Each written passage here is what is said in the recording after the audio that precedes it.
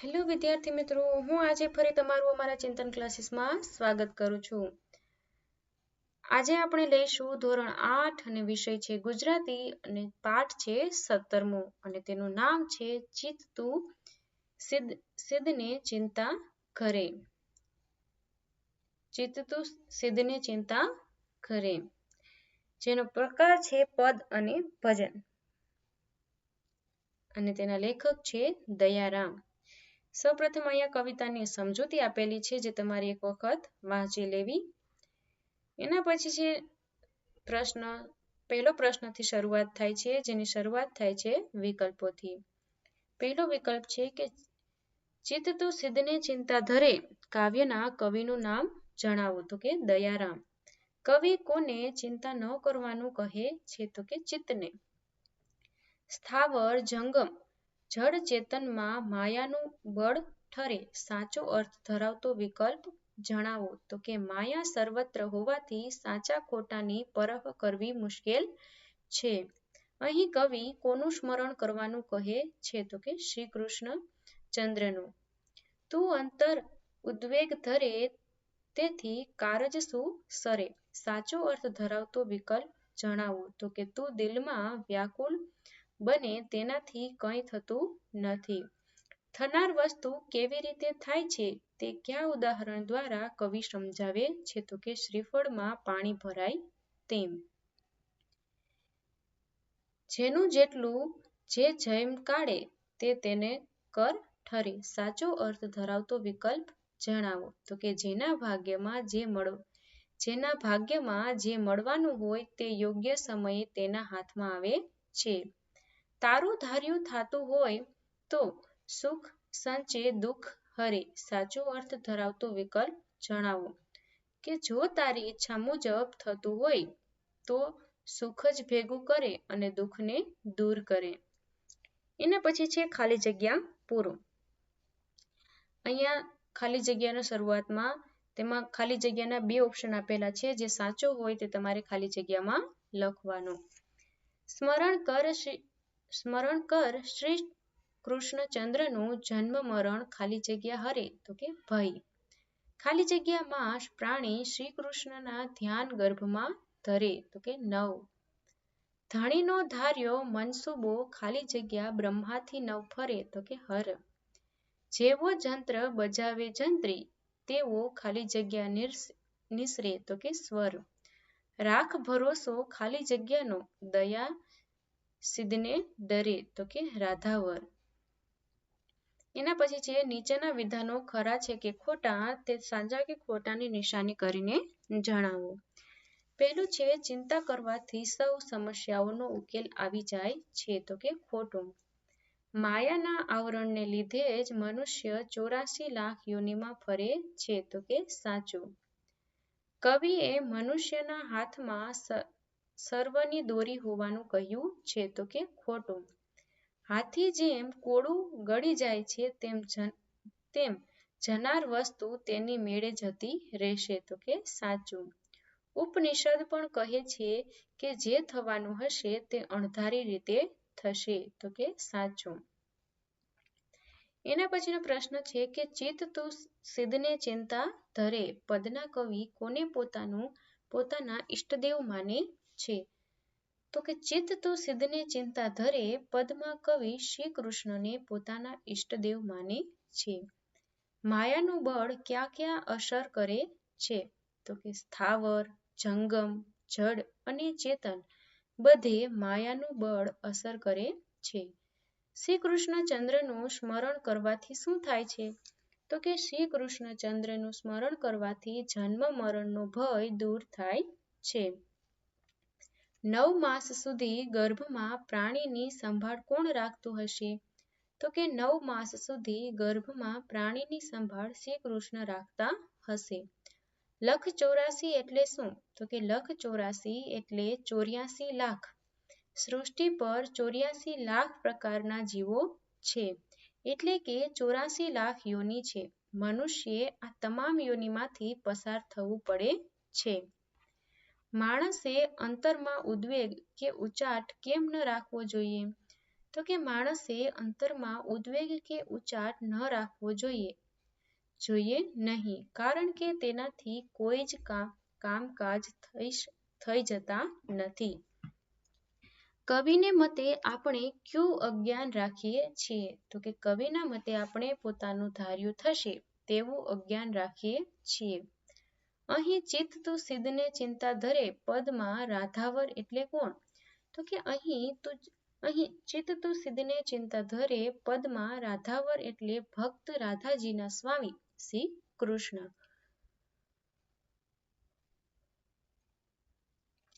દયા સિદ્ધને ડરે પંક્તિમાં કવિ કોને ડરવાની ના પાડે છે? તો કે દયા સિદ્ધને ડરે પંક્તિમાં કવિ દયા એટલે કે દયારામ પોતાની જાતને ડરવાની ના પાડે છે. એના પછી છે નીચે આપેલા પ્રશ્નોના ઉત્તર 2-3 વાક્યમાં લખો. ચિત્ત તું સિદ્ધને ચિંતા ધરે એવું શા માટે કહ્યું હશે? તો કે માણસનું ચિત્ત હંમેશા ચિંતા કરતું હોય છે, પરંતુ ચિંતા કરવાથી કોઈ જ ફાયદો થતો નથી. જે થાય છે અને થવાનું છે તેમાં ઈશ્વરની મરજી જ ચાલે છે. આ વાત સમજાવવા માટે ચિત્ત તું સિદ્ધને ચિંતા ધરે એવું કહેવામાં આવ્યું હશે. ચિત્ત તું સિદ્ધને ચિંતા ધરે કાવ્યમાં કોના પર ભરોસો રાખવા કહ્યું છે? શા માટે? તો કે ચિત્ત તું સિદ્ધને ચિંતા ધરે કાવ્યમાં રાધાવર એટલે કે રાધાજીના સ્વામી શ્રી કૃષ્ણ પર ભરોસો રાખવાનું કહ્યું છે. કારણ કે ઉપનિષદમાં કહેવાયું છે તેમ જે થવાનું છે તે અણધાર્યું જ થવાનું છે, માટે સ્વાર્થ ચિંતા ન કરવી અને શ્રી કૃષ્ણ પર શ્રદ્ધા રાખવી, તેમને જે કરવું હશે તે કરશે. કોઈ બાબતની ચિંતા કરવાથી સમસ્યા હલ થઈ શકે. કેમ? તો કે કોઈ બાબતની ચિંતા, ઉદ્વેગ કે ઉચોટ કરવાથી સમસ્યા હલ થઈ શકતી નથી, કારણ કે આ પદમાં સમજાવ્યા પ્રમાણે ધાર્યું ધણીનું એટલે કે પરમેશ્વરનું થાય છે. તેમને જે કરવું હશે તે જ કરશે. આપણે જે નક્કી કર્યું હશે તેમાં કોઈ ફેરફાર કરી શકતું નથી. જેનું જેટલું જે જેમ કાઢે તે તેને કર ઠરે, એમાં ફેર પડે નહીં કોઈથી, સિદ્ધ કુટાય તું મરે. પંક્તિઓનો ભાવાર્થ સમજાવો. આ પંક્તિઓમાં કવિ કહે છે કે જેનું જેટલું અને જ્યારે જે સમયે મળવાનું હશે તે તેને ચોક્કસપણે મળશે. તેમાં કોઈ ફેરફાર કરી શકે તેમ નથી. તો પછી શા માટે ચિંતા કરીને કે દુઃખી થઈને કુટાય મરવું? આ પંક્તિમાં કવિ સમય અને નિયતિની સર્વોપરિતા દર્શાવે છે અને મનુષ્યને સમજાવે છે કે ખોટી ચિંતા કરવી વ્યર્થ છે. તારું ધાર્યું થાતું હોત તો સુખ સંચે દુઃખ હરે, આપ તણું અજ્ઞાનપણું એ મૂળ વિચારે ખરે. પંક્તિઓ દ્વારા શું કહેવામાં આવ્યું છે? તો કે આ પંક્તિઓ દ્વારા કવિ કહે છે કે આપણું ધાર્યું થતું હોત તો આપણે સુખ જ ભેગું કરત અને દુઃખને દૂર કરી દેત, પણ એ આપણું અજ્ઞાન છે.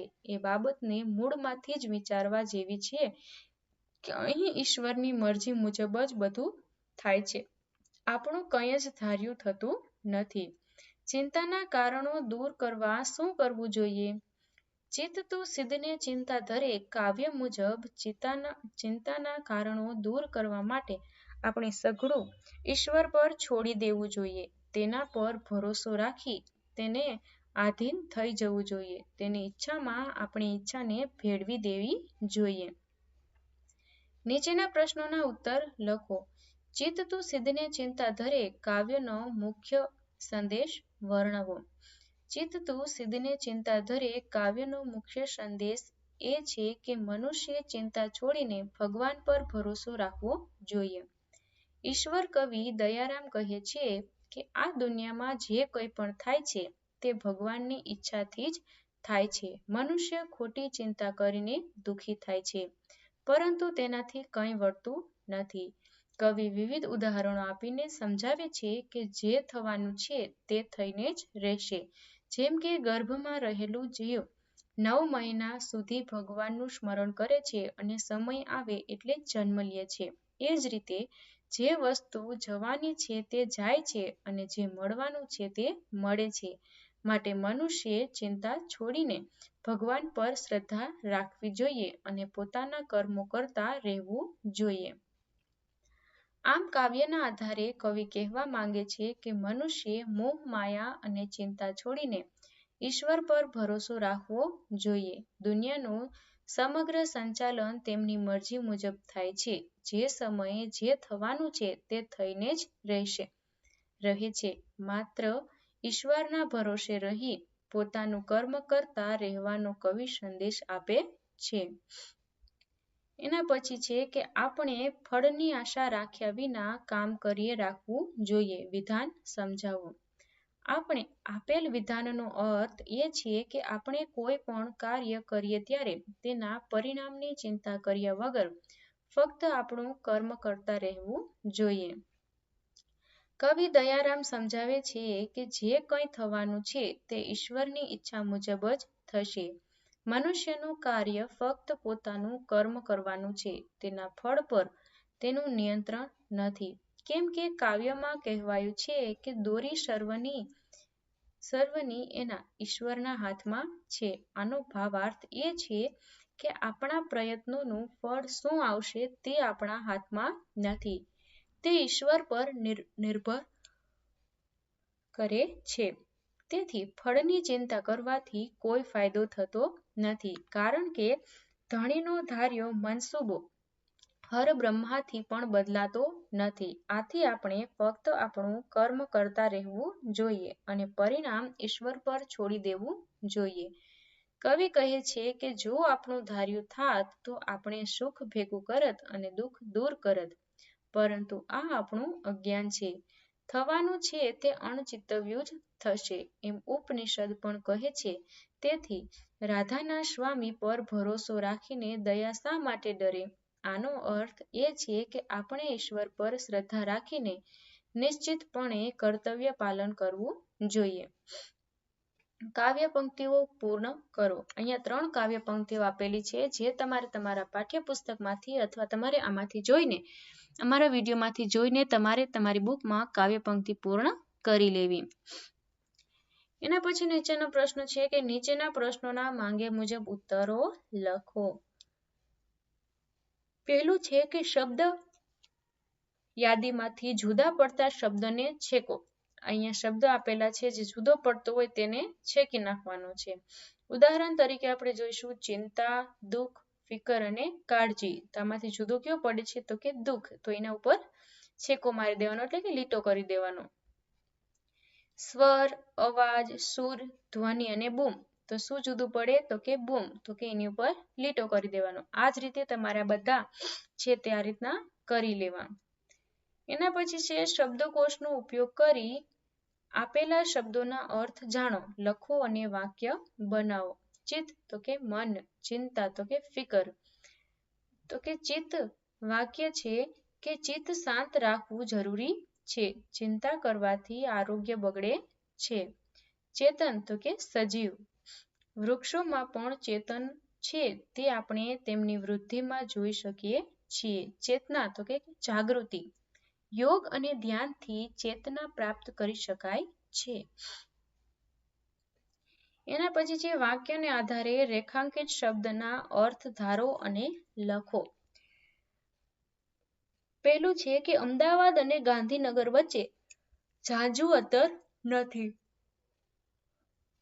તો કે અંતરની નીચે અંડરલાઈન છે તો તેનો અર્થ થાય છે અંતરાલ. બીજું છે કવિનું અંતર કરુણાસભર હતું. તો કે અહીંયા અંતરનો અર્થ થાય છે ચિત્ત. બહુરૂપીએ શ્રી કૃષ્ણનો વેશ ધર્યો. તો કે ધર્યોનો અર્થ થાય છે ધારણ કર્યો. ગીતાએ પ્રસાદી લેવા હાથ ધર્યો. અહીંયા ધર્યનો અર્થ થાય છે લંબાવ્યો. એક શબ્દના 2 અર્થ થઈ શકે છે જે તમારે હરખું વાક્ય વાંચી અને સમજી અને પછી તેનો અર્થ લખવાનો છે. ગુજરાતીઓ 9 દિવસ ગરબે ઘૂમે છે. અહીંયા 9 ની નીચે અંડરલાઈન છે અને તેમનો અર્થ થાય છે 9ની સંખ્યા. વરસાદ પડતાની સાથે જ વૃક્ષો નવપલ્લવિત થયા. અહીંયા 9 નો અર્થ થાય છે નવા. એના નીચેનું છે કાવ્યના આધારે કોષ્ટકમાં વિગતો લખો. અહીંયા 3 કોષ્ટકો આપેલો છે. અહીંયા પહેલા કોષ્ટકમાં ઠરે, હરે, ધરે, ફરે અને ભરે. અહીંયા શું અને બીજા કોષ્ટકમાં છે ક્યાં અને ક્યારે. શું તો કે માયાનું બળ. અહીંયા છે ક્યાં તો કે સ્થાવર, જંગલ, જળ ચેતનામાં. બીજું છે હરે તો કે જન્મ, મરણ, ભય. ક્યારે, ક્યાં અથવા ક્યારે તો કે મનુષ્યમાં. ધરે તો કે શું શ્રી કૃષ્ણનું ધ્યાન. ક્યારે, ક્યાં અથવા ક્યારે તો કે ગર્ભમાં. ફરે શું તો કે મનુષ્ય. ક્યાં તો કે 84 લાખ યોનિમાં. ભરે તો કે શું તો કે પાણી. ક્યારે તો કે શ્રીફળમાં. એનું પછી છે કે ચિત્ત તું શા માટે ચિંતા કરે છે? આ વાતને કાવ્યાત્મક રીતે રજૂ કરવા ચિત્ત તું સિદ્ધને ચિંતા ધરે એવી પંક્તિ બનાવી છે. નીચે આપેલા વાક્યોને એ રીતે કાવ્યાત્મક બનાવો. આંખ તું શા માટે રડે છે? આંખ તું સિદ્ધને રડે. જીભ તું શા માટે ચીસો પાડે છે? તો કે જીભ તું સિદ્ધને ચીસો પાડે. હવા તું શા માટે ફરે છે? તો કે હવા તું સિદ્ધને ફરફરે. હોઠ તું શા માટે બબડે છે? હોઠ તું સિદ્ધને બબડે. વાદળ તું શા માટે ગરજે છે? વાદળ તું સિદ્ધને ગરજે. માણસ તું શા માટે ડરે છે? તો કે માણસ તું સિદ્ધને ડરે. એના પછી છે વાંચો, સમજો અને સ્વરચિત પંક્તિઓ ઉમેરો. તો કે થનાર વસ્તુ થયા કરે, જયમ શ્રીફળ પાણી ભરે. બીજું છે થનાર વસ્તુ થયા કરે જેમ દાડમ દાણા ભરે. થનાર વસ્તુ થયા કરે જેમ નદીના નીર વહે. થનાર વસ્તુ થયા કરે જેમ ફૂલ બાગમાં મહેકે. થનાર વસ્તુ થયા કરે જેમ તારા આકાશમાં ચમકે. થનાર વસ્તુ થયા કરે જેમ છોડ મોડું ઝાડ બને. એના પછી છે નીચેના શબ્દોના સમાનાર્થી શબ્દો લખો. ચિત્ત તો કે મન અને હૃદય. જન્મ તો કે ઉત્પત્તિ. કારજ તો કે કાર્ય અને કામ. સ્વર તો કે અવાજ અને નાદ. સ્થાવર તો કે સ્થિર અને અચલ. આવરણ તો કે પડદો અને અંતરાય. મનસુબો વિચાર અને ઈરાદો. ગજ તો કે હાથી અને કુંજર. સ્મરણ તો કે યાદ અને સ્મૃતિ. ઉદ્વેગ તો કે ગભરાટ. હર તો કે મહાદેવ અને શંકર. ભરોસો તો કે વિશ્વાસ અને ખાતરી. નીચેના શબ્દોના વિરોધી શબ્દ લખો. સ્થાવર તો કે જંગલ. સ્થાવર તો કે જંગમ. જન્મ તો કે મરણ. ઉદ્વેગ તો કે અનુદ્વેગ. અજ્ઞાન તો કે જ્ઞાન. ચેતન તો કે જડ. ધ્યાન તો કે અપધ્યાન. કાળ તો કે અકાળ. અણચિતવ્યું તો કે ચિતવ્યું. સ્મરણ તો કે વિસ્મરણ. આવરણ તો કે અનાવરણ. ધાર્યું તો કે અણધાર્યું. ભરોસો તો કે અણભરોસો. અહીંયા એના પછી છે નીચેના શબ્દોની જોડણી સુધારો, જે તમારે આમાંથી જોઈને સુધારી લેવી. એના પછી છે શબ્દકોશના ક્રમમાં ગોઠવો. તો કે ભય, માયા, કારજ, જંત્રી, પાણી. આને આપણે શબ્દકોશના ક્રમમાં ગોઠવીશું. તો પહેલા આવશે કારજ, પછી જંત્રી, પાણી, ભય અને માયા. બીજું છે મનસુબો, સિદ્ધ, સુખ, ભરોસો ને ગજ. તો આપણે તેને શબ્દકોશના ક્રમમાં ગોઠવીશું. તો કે ગજ, ભરોસો, મનસુબો, સિદ્ધ અને સુખ. એના પછીનો પ્રશ્ન છે કે ધ્વનિઓ છૂટા પાડીને લખો. એટલે કે વ્યંજન અને સ્વર છે તે છૂટા પાડવાના છે. એટલે કે આમાં સંધિ છૂટી પાડવાની છે. તો આપણે પહેલી એક ઉદાહરણ તરીકે જોઈ લઈશું. તો કે ચિંતા તો કે ચ પ્લસ ઈ પ્લસ ત પ્લસ આ. ચિંતામાં ઈ ની માત્રા અને તમાં આની માત્રા લાગી. તેવી રીતે સ્વર અને વ્યંજન આમાં સંધિ છૂટી પાડીને લખવાની છે, જે તમે આમાંથી જોઈને પણ લખી શકો છો. એના પછી છે ધ્વનિઓ જોડીને શબ્દ બનાવો. અહીંયા સ્વર અને વ્યંજનો છૂટા આપેલા છે, તેને અહીંયા તમારે શબ્દ લખવાના છે. તો આપણે એક ઉદાહરણ તરીકે જોઈશું કે વ પ્લસ ય પ્લસ આ પ્લસ ક પ્લસ ઉ પ્લસ અળ પ્લસ અ પ્લસ ત પ્લસ આ. તો કે વ્યાકુળતા. અહીંયા આવ્યું વ પ્લસ અ પ્લસ યા તો કે આ વ્યા ક પ્લસ ઉ તો કે કુ, અડ પ્લસ અ એટલે કે આખો અડ, પ્લસ ત પ્લસ આ તો કે તા, વ્યાકુળતા. આવી જ રીતે તમારે આ સંધિ જોડીને અહીંયા લખવાની છે, જે તમે આમાંથી શબ્દ લખી શકો છો. તમે બીજું બને છે ઉત્પત્તિ, એના પછી જંત્રી, એના પછી બને છે શ્રી કૃષ્ણ અને એના પછી બને છે ભરોસો. એના પછી છે શબ્દ સમૂહ માટે એક શબ્દ લખો. સ્થિર કે ખસી શકે તેવું ખસી શકે નહીં તેવું તો કે સ્થાવર. એક ઠેકાણેથી બીજે ઠેકાણે ખસી શકે તેવું તો કે જંગમ. સૃષ્ટિની ઉત્પત્તિ કરનાર ત્રિદેવ પૈકીના એક દેવ તો કે બ્રહ્મા. એના પછી છે સૂચના પ્રમાણે મેસેજ તૈયાર કરો. પહેલું છે કે કલા મહાકુંભમાં તમારા મિત્રે કાવ્યગાન કરેલું, તેનો પ્રથમ નંબર આવ્યો છે. તેને અભિનંદન પાઠવતો અને તેના અનુભવો જણાવવાનો મેસેજ તૈયાર કરો. તો કે પ્રિય મિત્ર નીરવ. અહીંયા તમારે તમારા મિત્રની જગ્યાએ તમે કોઈ પણ નામ લખી શકો છો અને તમારો મિત્રમાં તમે તમારું નામ પણ લખી શકો છો. બાકી તમે તમારા શબ્દોમાં તમારો અનુભવ અથવા તમે તમારા શબ્દોમાં પણ આ લખી શકો છો. તો અહીંયામાં આપ્યું છે તે આપણે જોઈશું કે પ્રિય મિત્ર નીરવ, મજામાં હોઈશ. હું તને કલા મહાકુંભમાં કાવ્યગાન સ્પર્ધામાં પ્રથમ સ્થાન પ્રાપ્ત કરવા બદલ હૃદયપૂર્વક અભિનંદન પાઠવું છું. જ્યારે મને ખબર પડી કે તે પ્રથમ નંબર મેળવ્યો છે, ત્યારે મારી ખુશીનો પાર ન રહ્યો. તે ખરેખર અદ્ભુત પ્રદર્શન કર્યું હતું. મને યાદ છે તે મને જણાવ્યું હતું કે તું આ સ્પર્ધા માટે કેટલો ઉત્સાહિત હતો અને તે કેટલી મહેનત કરી હતી. તારી મહેનત અને સમર્પણનું આ ફળ છે અને તું ખરેખર આનો હકદાર છે. હું એ જાણવા માટે ઉત્સુક છું કે તારો અનુભવ કેવો રહ્યો. મહેરબાની કરીને મને સ્પર્ધા દરમિયાનની તારી લાગણીઓ, તને કઈ કઈ મુશ્કેલીઓનો સામનો કરવો પડ્યો અને આ જીત તારા માટે શું મહત્વ ધરાવે છે તે વિશે જણાવજે. તારી સફળતાથી મને ખૂબ પ્રેરણા મળી છે અને હું આશા રાખું છું કે તું ભવિષ્યમાં પણ આવી જ સિદ્ધિઓ મેળવતો રહીશ. તારો મિત્ર મયુર. એના પછી છે અભિનંદન આપનાર મિત્રને જવાબ આપતો મેસેજ તૈયાર કરો.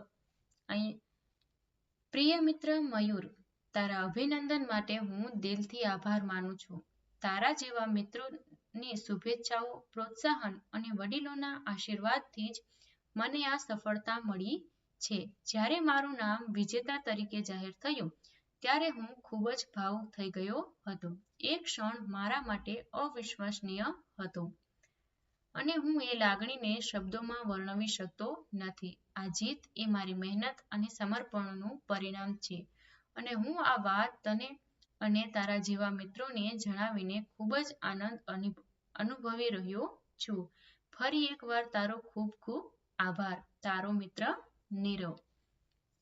આ જ રીતે જો તમને અમારી ચેનલ ઉપર અમારા વિડીયો સૌપ્રથમ વાર તમને મળી રહે તે માટે તમે અમારી ચેનલને લાઇક, શેર અને સબસ્ક્રાઇબ કરો. અથવા તમારે તમારા સ્ટાન્ડર્ડના અને તમારે કયા સબ્જેક્ટનું કયું ચેપ્ટર જોઈએ તે તમે અમને કોમેન્ટમાં કહી શકો છો.